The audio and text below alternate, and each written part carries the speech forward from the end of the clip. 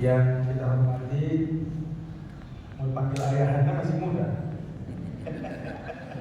Ketua PCM kita, kalau ayahanda tua kali.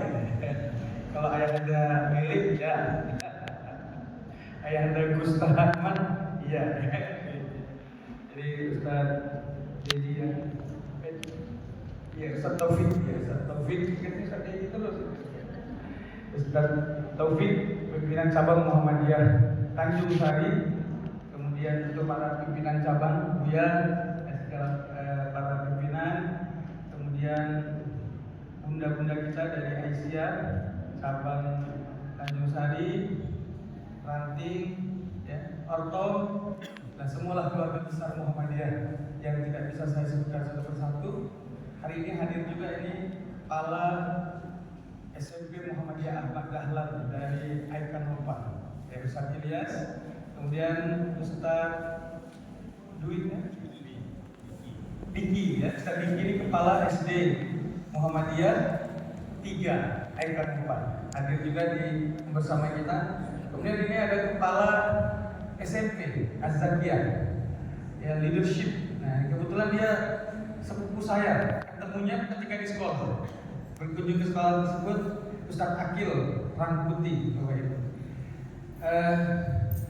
Saya Ahmad Said Matonda. Cuman kalau di Jakarta, oleh teman-teman marga saya Silalahi. Saya selalu bilang, ayah saya Matonda, pasti saya Matonda. Enggak, Anda Silalahi. Kenapa? Saya si laki-laki hitam.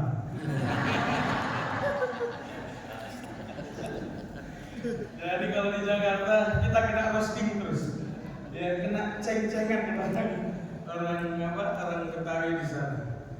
Ya, selain Silalahi kita juga simak upah, siang malam tunggu panggilan. Ya. Tetapi kata teman-teman, sekarang saya menjadi pembalap. Kenapa? Pimpinan cabang yang berbadan gelap.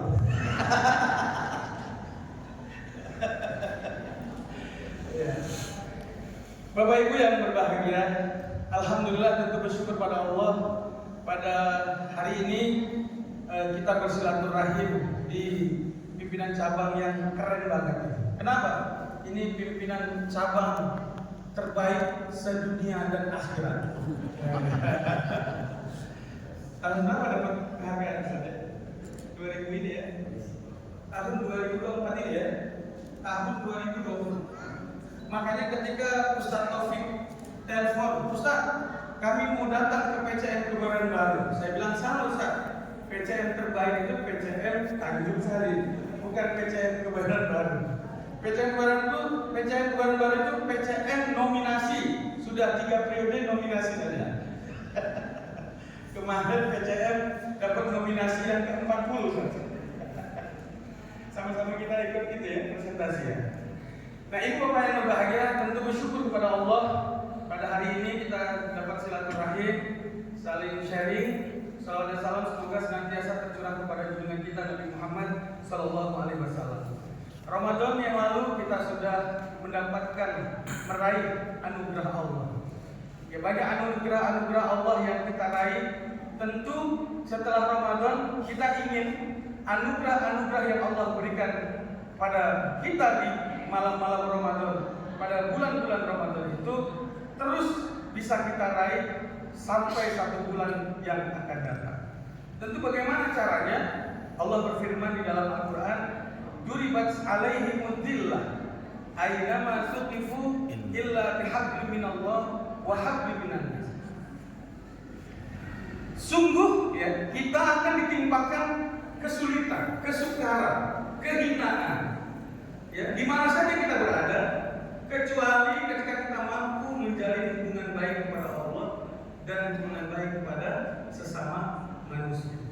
Jadi aktivitas Muhammadiyah kita, bila kita ingin anugerah Allah itu mafhum mukhalafatnya, ini kalau dalam ilmu kuliah itu ada mafhum mukhalafat, pemahaman terbaliknya. Ini Allah bilang, kalau kita mau dapat kehinaan, ya jangan berhubungan baik kepada Allah, jangan berhubungan baik kepada sesama manusia. Pemahaman terbaliknya, kalau kita ingin mendapatkan kemuliaan, mendapatkan kesejahteraan, mendapatkan kebahagiaan, maka yang harus kita bangun agar Allah senantiasa mencurahkan keberkahannya itu adalah dengan senantiasa membangun hubungan baik kepada Allah dan hubungan baik kepada sesama manusia. Dan itu sudah kita lakukan pada saat-saat di bulan Ramadan. Kita sholat malam, kita baca Quran, kita tilawah Al-Quran, kita zikir dan seterusnya. Kita tadi sedekah. Ini benar-benar infak di sini kan? Ya, iuran paksa. Sampai segan awak bagaimana ya? Takut apa juga ya? Tak jadi nih pengajian belum nyampe 10 juta. Ayah Anda Gustaf benar-benar luar biasa ya. Jadi kita sudah dilatih selama bulan Ramadan. Maka agar yang sudah dilatih madrasah Ramadan itu tetap bisa terimplementasi dengan baik, maka perlu kita jaga dan kita kawal. Ya. Kata Allah dalam Al-Quran, "Man amila shalihan min dzakarin aw untha wa huwa mu'minun falanuhyiyannahu hayatan thayyibah." Nah, lagi-lagi kalau kita ingin mendapatkan hidup yang berkah, hidup yang baik, berbagai aktivitas apapun yang kita lakukan, profesi apapun yang kita lakukan, terutama bila di Muhammadiyah, maka jangan lupa semua yang kita lakukan itu harus bentuknya dalam bentuk amal soleh yang didasari karena keimanan kita kepada Allah. Nah, ibu bapak yang berbahagia, para ulama kita sering mengatakan, Allah belum memberikan hidup seperti yang kita inginkan, karena boleh jadi kita hidup belum seperti yang Allah inginkan. Boleh kita evaluasi, boleh kita coba introspeksi, apa yang sudah kita inginkan dalam hidup ini, cita-cita apa. Dan kalau belum tercapai, boleh jadi karena kita belum mengikuti apa yang diinginkan oleh Allah Subhanahu wa Ta'ala. Oleh karena itu, nanti 11 Ramadan, 11 bulan yang akan datang, kita perlu introspeksi, kita perlu buat list evaluasi. Kita cita-citanya apa? Dan apa yang akan kita lakukan untuk memenuhi keinginan-keinginan Allah tersebut. Oleh karena itu Bapak Ibu, kalau kita lihat kondisi hidup kita saat ini, hari ini babak baru perang dagang utang. Gelisah Bapak Ibu, semua orang gelisah. Orang kaya jatuh miskin sekarang. Ya. Orang tua murid kita di sekolah sana itu ada yang jatuh propertinya, usaha-usahanya tidak laku. Apalagi katanya sekarang pajaknya mau ke Amerika sana, pajak tekstil itu 40 sekian persen dari 30 sekian persen. Apa yang didapat? Tenaga kerja mahal, bahan mahal, tiba-tiba di sana dipajaki, belum tentu juga laku. Kondisinya menjadi tidak jelas, dan itu juga bisa berimbas kepada Muhammadiyah kita, karena kita punya amal-amal usaha. Yang kedua apa lagi? Yang kedua, korupsi. Ya, para pejabat kita ditangkapin hari ini, yang seharusnya berkontribusi malah korupsi. Apalagi orang tua dia digugat oleh anak. Apakah gawat darurat ini Bapak Ibu? Ya kalau sudah terjadi seperti ini, apa nggak jadi neraka nih negeri kita ini?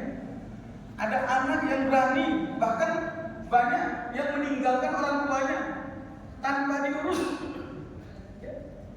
Beberapa bulan yang lalu di Jakarta ada suami istri yang meninggal, anaknya nggak pernah lihat.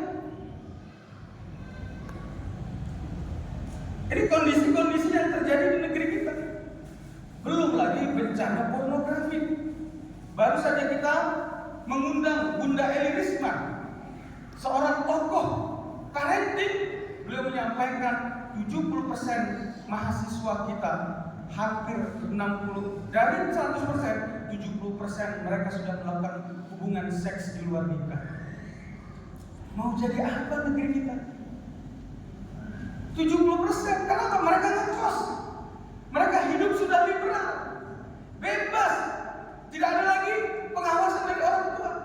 Jadi jangan merasa tenang kita punya anak gadis, punya anak laki-laki. Mungkin orang berpikirnya anak gadis saja, anak laki-laki. Sama dengan saya masih punya anak mahasiswi semester 4. Beliau saya bilang sama anak saya itu, nah kalau kamu mau menikah bilang sama ayah. walaupun dalam keadaan kuliah, lebih baik kamu menikah dibanding kamu berbuat zina. Apa kita nggak tahu? Hari ini anak-anak kita tuh pergaulannya di luar kendali kita. Kalau mereka sudah melakukan hubungan perzinahan, bagaimana mungkin Allah turunkan keberkahan kepada kita?